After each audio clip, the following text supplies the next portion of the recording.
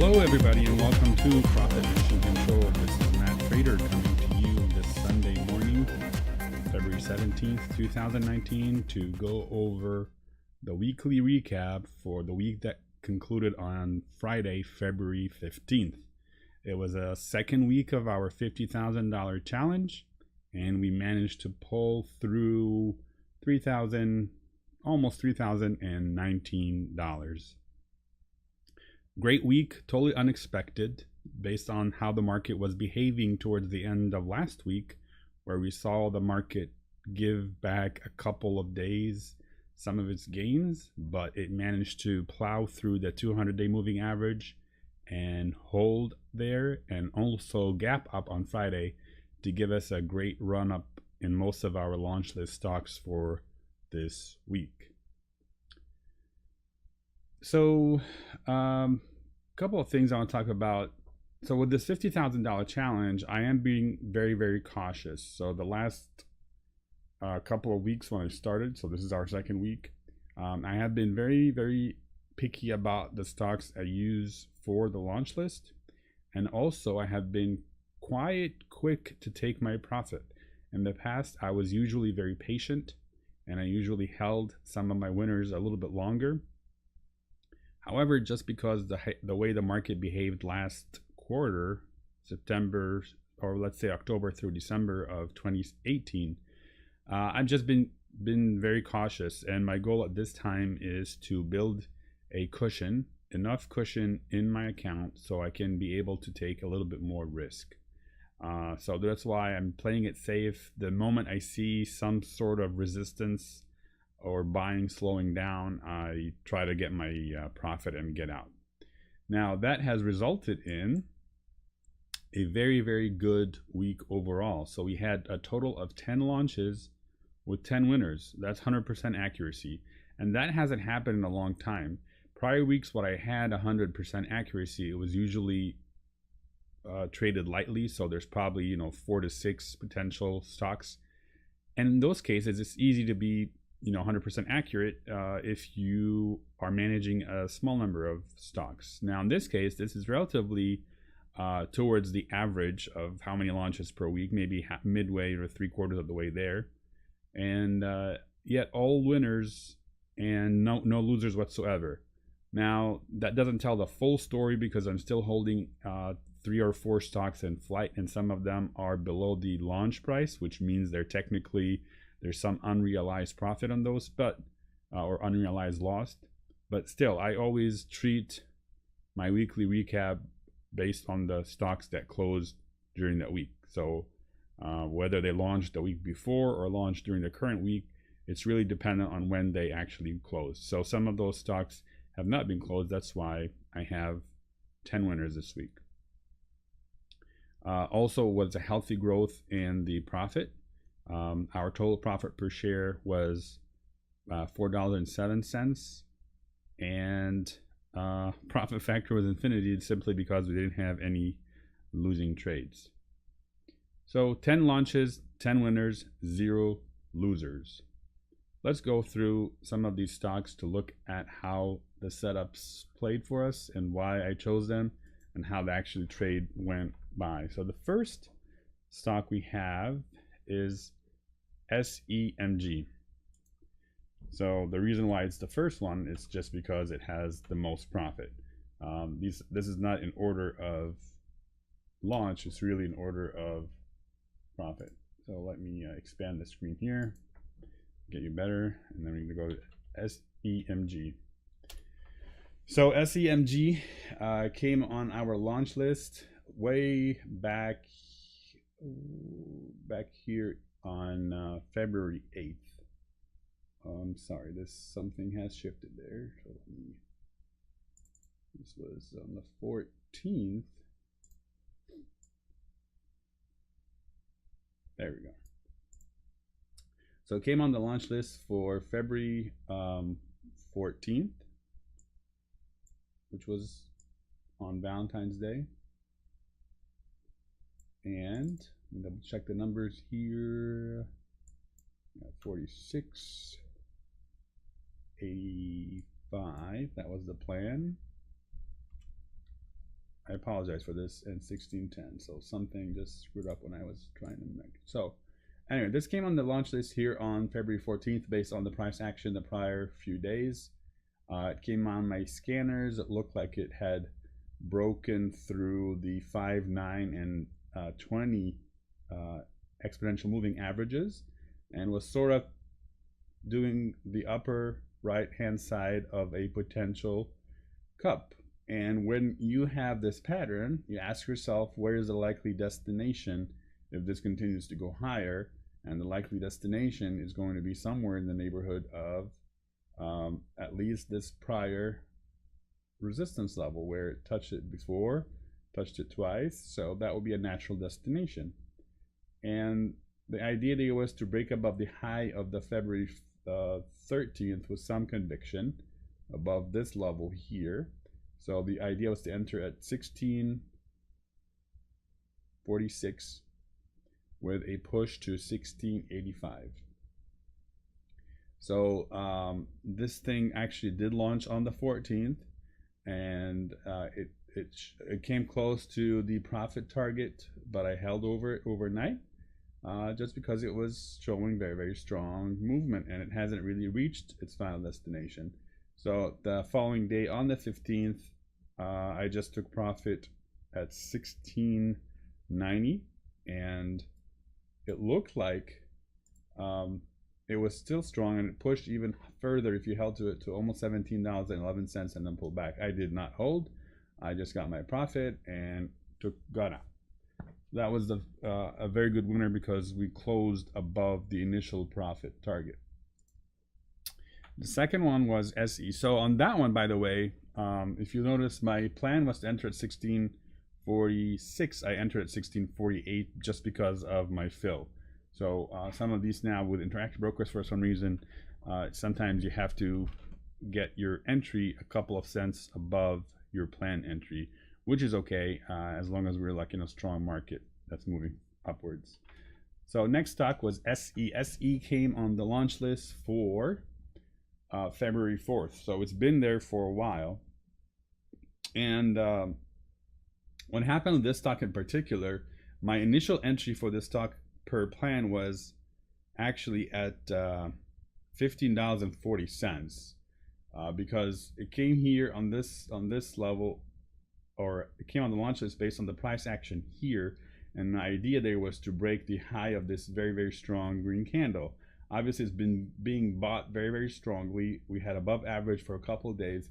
So when I put it on the launch list for the 4th, the idea was to break 1540 with a push to this level here as a profit window. But what happened the following few days is that it actually pulled back and tried to form sort of a handle with below average volume, which is usually a telltale of a nice consolidation before another breakout. It actually found support at the 5 and then broke out that, but found support at the 9 EMA. And then I adjusted my plan on the 7th. So if you go back and look at the launch list for the 7th, I've adjusted my plan for this to launch actually at 1507 instead of 1540. Why? Because I said if it broke this this handle here, this sort of a bull flag, and broke it with enough volume, then its likely destination is at least to test this prior resistance at 1540. But most likely it's going to break this time and go to 1590, and that was the plan, to enter at 1507. If it reached 1540 and stalled there, I would have gotten out, but I didn't, and I held it until I was able to get profit at 1573.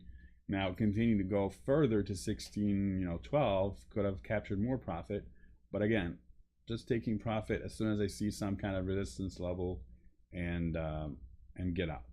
So that was a nice strong winner. This stock is obviously being bought very heavily. It's coming into a resistance area here, but it still has some window, at least to 1653 maybe, before it pulls back. But again, anything is possible. However, the stock is fairly a new IPO, as well as showing very, very wild moves.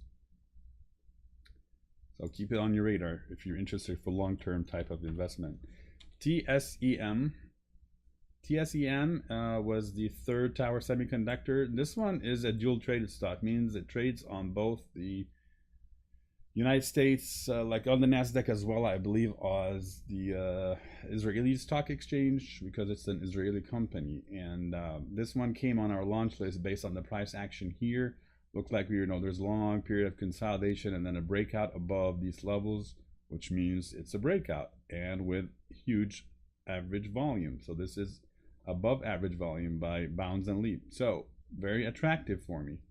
So the idea there was to launch above the resistance or the high of this day, this candle here, with a potential profit window to somewhere in this area. Now, as long as I could get like a good 35 to 50 cents sort of profit window. Now, I don't know exactly if it would hold at this level or a little bit above, but the idea was to try and break this high of this candle, push for a 40 to 50 cent profit target. Naturally, this 100-day moving average also would have been presented as a resistance level. So 3 days, nothing happened, and then on the fourth day, February 12th, it gapped up. Now, gaps up not because there was news or anything like that. It's just because it closed on the Israeli stock exchange at a price higher than what the average on the US on the Nasdaq. So it gapped up, and it was a gap and go. And I had initially, my entry price there was 1588, but I only was able to get in at 1598, and which is quite substantially higher than my entry price. But it was showing strength. I mean, it's a breakout after sideways consolidation, definitely bull flag breakout. So jumped onto it. Hopefully, I thought it was actually gonna push and give me the entire profit window. However, it did not. So I had to exit this one. Let me double check here. At 1650 versus, oh, actually I did get more than I wanted. I'm sorry, I'm thinking about something else. So 1650. So yeah, launched this day, held on to the next day, and then got out at 1650 on the 13th right here. So if you notice what happened this day, it actually went all the way to the 100-day moving average, then pulled back, and is kind of hovering now around this new consolidation area. And you break above the 100 moving average, we'll probably take it, or should take it, maybe even with this entire gap. So there's a huge gap here, somewhere around 1750 to 1730, 1750 area as a potential profit target above the breakout of the 100-day moving average. So maybe not a whole lot of profit, but some opportunity there. It's coming into earnings as well, so be aware of that. So I would avoid it until earnings at least. Next one is QTNT. That one is kind of interesting. This stock obviously is showing very, very strong price action the last, let's see, 2 months. And it came on my radar for February 8th, on the launch list for February 8th, based on this price action. So it went all the way to this 978 level, which is a pure definition of a cup and a handle. So you have here's your cup. It broke through this resistance level 2-3 days and then pulled back. So it came on my radar after it had started making this other side as a potential breakout, and it held above the 9 and the 5, broke through the 5. So the idea there was to break above the high of this day, which is kind of, if you draw a kind of a downslope candle. Oops, if it broke through there, then the idea was to enter here and ride it at least to test this prior resistance where it failed to break out before, which gives me a good window. And the entry there was supposed to be at 933. I entered at 925 actually, so I got a better fill, I think, because on this day it ran up first and then pulled back down, and then I got in as I was pulling down and reversing and going back up at 925. It's a very slow volume stock. So if you look here, the average volume on these 2 days were actually launched. I mean, this day it was at 1 million shares, which fits my bill. But then the last few days, or the following days, it actually dropped to about 300 to 250 to 300,000 shares, which is not a whole lot of volume traded. And that's why it just kept holding in and holding in and holding in. And what I eventually did on the second day, so I did launch here, I got my shares. The second day, I got out half of my share size at 956. And I also reduced my initial um, number of shares on, I can't remember this one or something else, but I got out half of my share size here at 956 and then held it for all these days. And then on the 14th, a lot of buyers came in above average volume and pushed this stock towards trying to test this prior breakout hour that it failed. I took my second profit at 972 or 978, which makes my average exit for this was 965. So had I held on to it, obviously it made a huge move the following 2 days, or at least the following day on Friday. It went all the way to 1034 before pulling back significantly and still holding above the 5. So it's very strong still. It's just like a hammer pattern. So this might pull it down a couple of days more, potentially to test the 931 area, maybe even all the way down to the 839 or 893, this 20-day moving average. I would be very surprised if it did that, but the idea there is potentially it's going to consolidate sideways until to break out further. It really has no resistance all the way back through. Oh, sorry. If you look where it's actually stopped, and it actually stopped right there at the 1015 level, which is right here a prior resistance, natural resistance level. So these things do sometimes follow the prior history. Now, if it breaks this level, it potentially could push at least to this pivot here, which is 1111. So that's a whole dollar move potential. Obviously, it's not going to happen. Well, it may happen one day. It may take a few days, but the point is that that's the next potential resistance if it breaks the 10, 15, 10, 20 area on the daily chart. So I usually, what I've been doing lately is the launch lit stocks that I get out of that are strong, I go and buy them in my 401k and hold on to them for a few days or a few weeks if I think the chart pattern is good. It's just I don't do it, I guess, intentionally. It happens at the time I exit a winning stock and I say, oh, this looks good, I'm going to go and get it in my 401k. I think I should be more systematic about it, and that's potentially what I'm going to do next. But this is a type of stock that I would potentially own in my 401k. It's above all its daily moving averages, very, very strong. It had a huge run, obviously strong earnings. So I would potentially look at this as and actually I did trade this in my 401k. I remember now, and but I got out. So long term, this should be a good stock. Next one is our friend ARWR. ARWR, I have a love-hate relationship with this stock.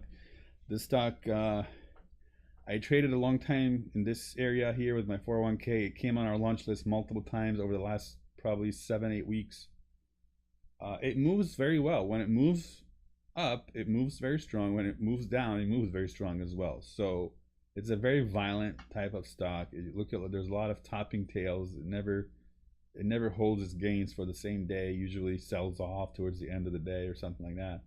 But then something changed here, and on the 8th, I think they had good results after earnings. And you had a huge bullish engulfing candle, something that we haven't seen on this stock for a long time. I mean, maybe the closest one was here on June 18th of last year.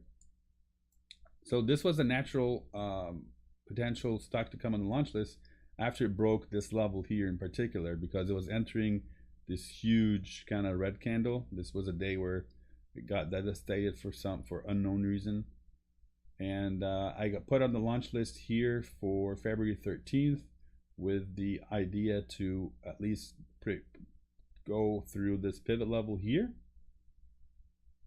which is a private pivot level right there, and 1763 was the potential exit from a launch at 1711, which is above the high of this day with some conviction. Now with this stock, a lot of times it opens and then it sells off and then it comes back again. So I wanted it to make sure that I get a price that would ensure that it would be above any breakout price that would be a pullback. Now, it still didn't work out because I got in at 17.12, and as soon as I got in, it pulled back all the way to close to the abort price, but it didn't. It was like 3 or 4 cents above the abort price, and then it rebounded that same day, and I held on to it for another day on the 13th. So I sold off on the 13th, not taking the full profit window. I think, well, actually I did. I got at 17.63 exactly, and but it did push a little bit higher. Second day kind of in that range, and then it broke out again with a little bit close to average volume. I believe this stock, I don't know if it breaks this pivot. It does have opportunity to 20 level or $23 level. So now if you look at how this behaved, usually it had strong performance and give it all back. Strong performance, give it all back. Strong performance, give it all back.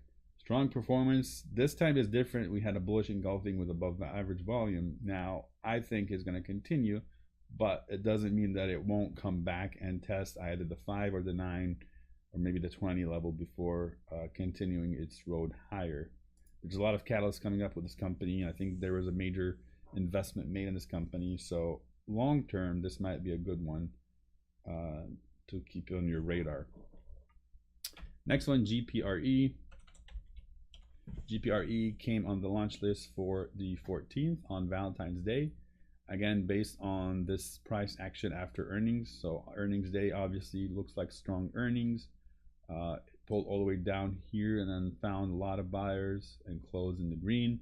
Next day, very strong price action with huge above average volume, breaking through the 5, 9, and 50 as well as 20 daily moving averages.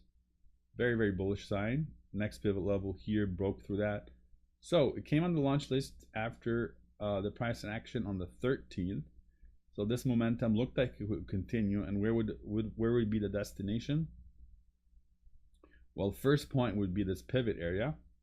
Second thing would be this 100-day moving average, and that was the idea, was to enter above a breakout of this daily high here with a push to either this level or the 100-day moving average. My initial plan exit was at 15.12.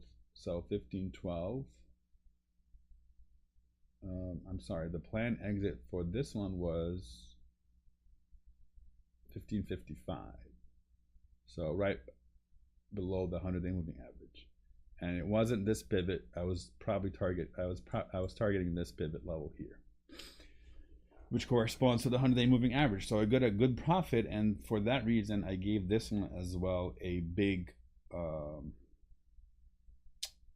abort price at this level here, 15. No, my abort price for GPRE was 1466. So right here, which would be this former breakout area. If it didn't help, hold that. That means we're coming down for correction. So launched on the 14th and I exit on the 14th. So this thing basically entered here, broke through, continued to go higher, but then it sold off. Now I got out at 15.48, so I didn't take full advantage of the price of the initial profit target, and it still holds. It's holding very strong. It might consolidate, but then it has to break the 100-day moving average before it can potentially move higher. The volume still seems to be very strong. The ATR is expanding, so whether it continues higher and tests the 200-day moving average, I don't know. It depends probably on all the market condition, what the market wants to do after that. All right, let's talk about the 3 coming ones, which are sort of the ones that I chickened out, got out early. RRC is the first one.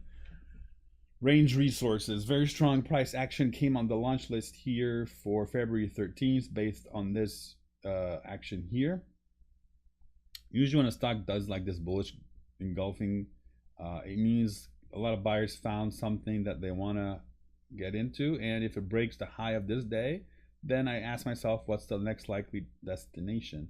And the next likely destination was sort of this pivot level um, from the past where it broke here and uh, and then found, kind of a couple of days hovered around that level here. So it was kind of an important pivot level. So that was my profit target. The idea there was to enter at 1052 and exit at 1090. I actually entered at 1059 on the 12th and exited at 1084 on the 15th. So Friday, this thing moved higher. I got out. I think it did touch 1089, and I was trying to see if it will break it and go to 11, and then it pulled back. So I just got out. By the time I filled my order, it got out at 1084, and I think towards the end of the day, it might have pushed a couple more cents or something. The stock shows some strong behavior. It wasn't on above average volume, so I'm not sure what it wants to do. It is looking like a 5 to 9 crossover. So if it breaks somewhere on this area here, I would say maybe the 50-day moving average, then it might have some kind of strength to go higher.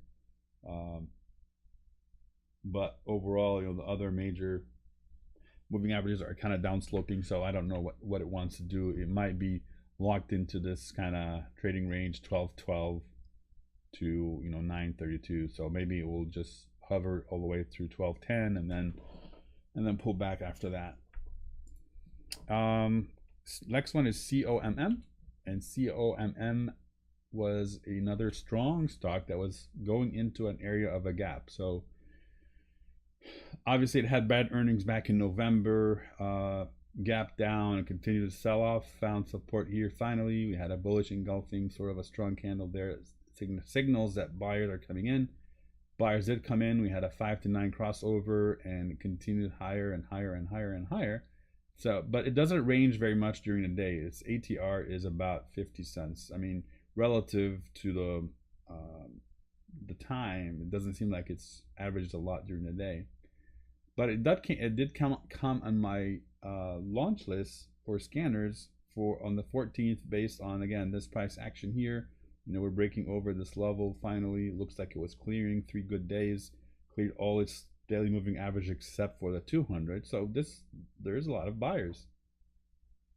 So because it ranges very minimal, my idea there was to enter at 22.45 and exit at 23.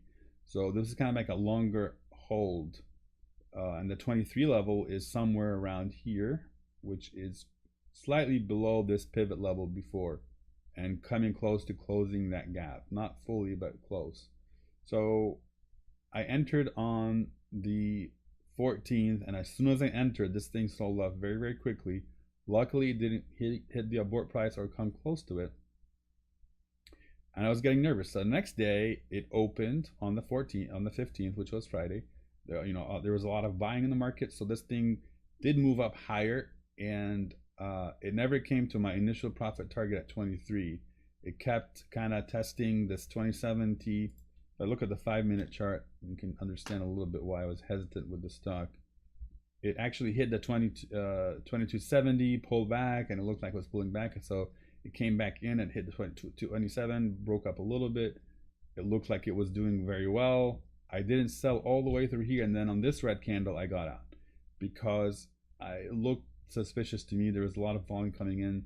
This thing sold off. There's like 10 minutes before the market closed, so I put my sell order and got out at 2270. Obviously 30 cents shy away from my initial profit target, but still good enough profit to build that cushion. So that's kind of my logic on that one, if you haven't understand that. And then the next one, so next on the list was UNVR, and UNVR, similar type of behavior. It was a very strong stock. It had earnings that came out. Obviously a lot of buyers came in, broke through the 5 and 9 moving averages with conviction, and it came on my radar here. Now it was going to contest with the 100-day moving average. So my idea there was to break the high of this day. Actually, the entry was supposed to be at 22.75. Now I believe the momentum was strong enough that it would push through the 100-day moving average.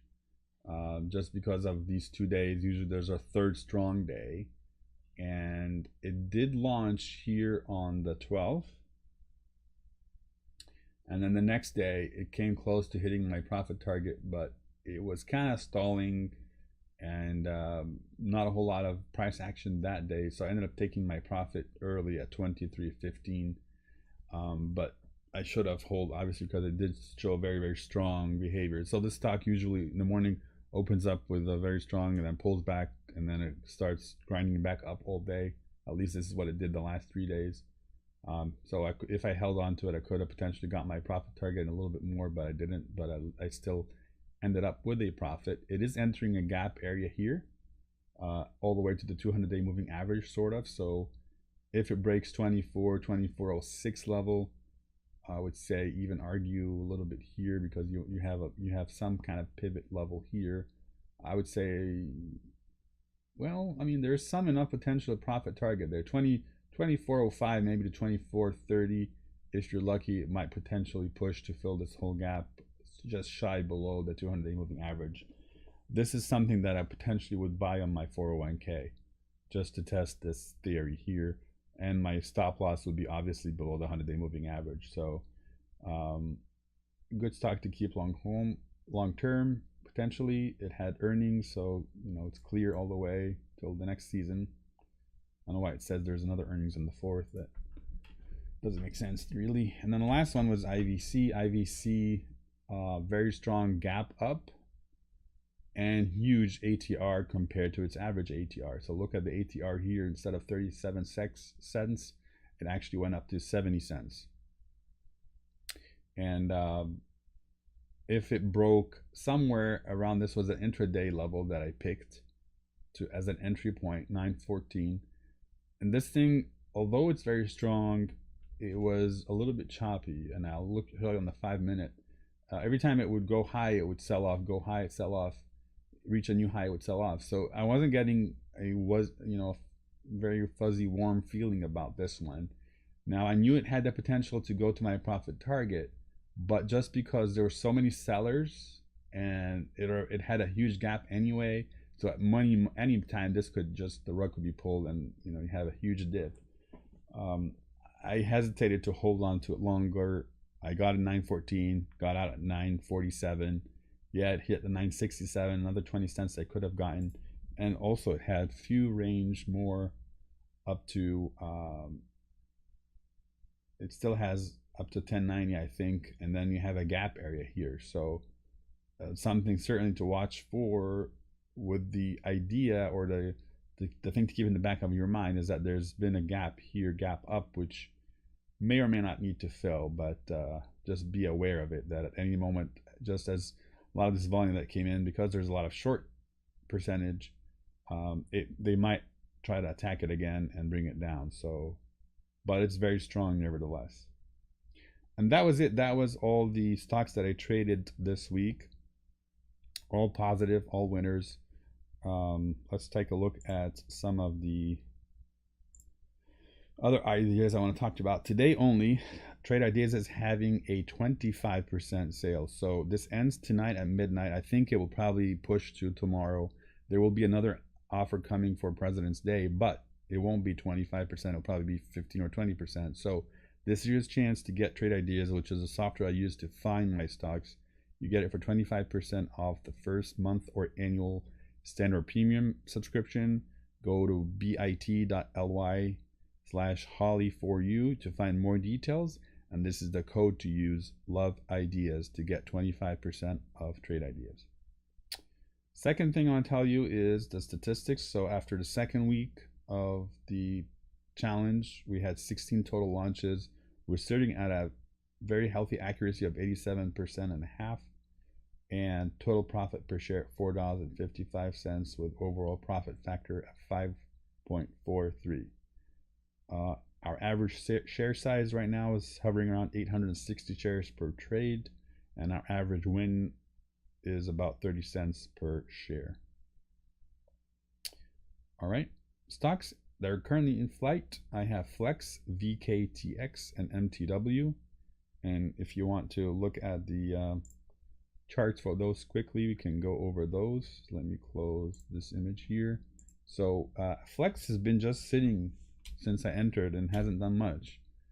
This one came in on the launch list for the 12th right here after breaking this high level. My idea was to try and push it to 1055, 1062 area, close to this gap area, because we are filling in a gap.